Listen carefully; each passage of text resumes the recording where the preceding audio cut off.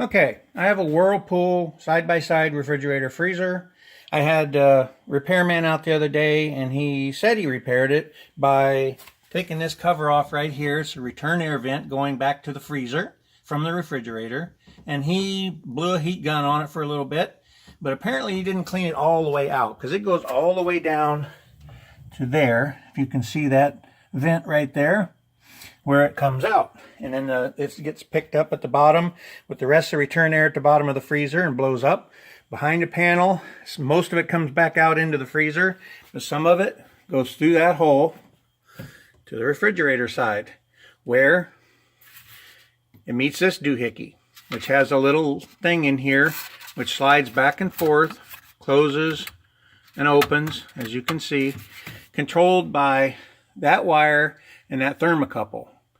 But one thing I found out that they don't tell you, which is a good workaround for this thing, I like to keep my freezer set as cold as it'll go.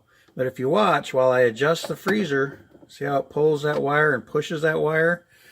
So if you turn your freezer back a couple of notches, it will open those holes up and let more cold air into your refrigerator side.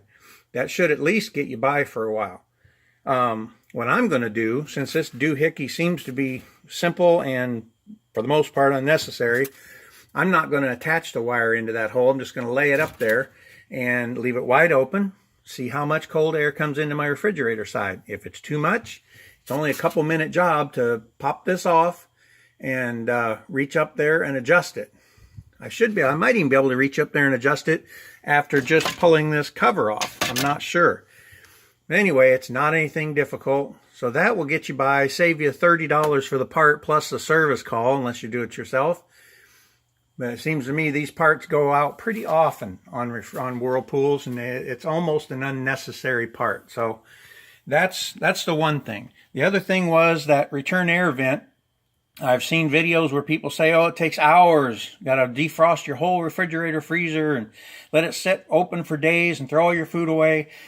Also not true. Took me about 10 minutes with a blow dryer. I just set the blow dryer on that shelf, blowing in that hole, and after about 10 minutes or so, there was warm air blowing out the bottom hole, nice and strong, just like it was coming out of the blow dryer. So I know it's completely cleared. So now I'm just going to put all this back together. It only took about 10 minutes to take it apart. It took longer to get all the stuff out of the freezer than it did to take it apart. And make sure that it works. If it does, I'm going to post this video. And I hope that it helps. The little tricks that I showed you with this thing, I've not seen a video. I was looking for a video. I did not see a video on how this thing works or what it looks like. So now that you know, you should be able to reach up here and just move that little thing that the rod runs into. Pop the rod out, slide it back and forth, and manually adjust the temperature in your refrigerator.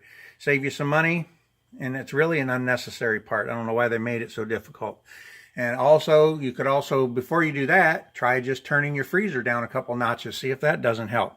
Apparently, the way they figure it, when your freezer's turned down too cold, you don't need as much air coming in.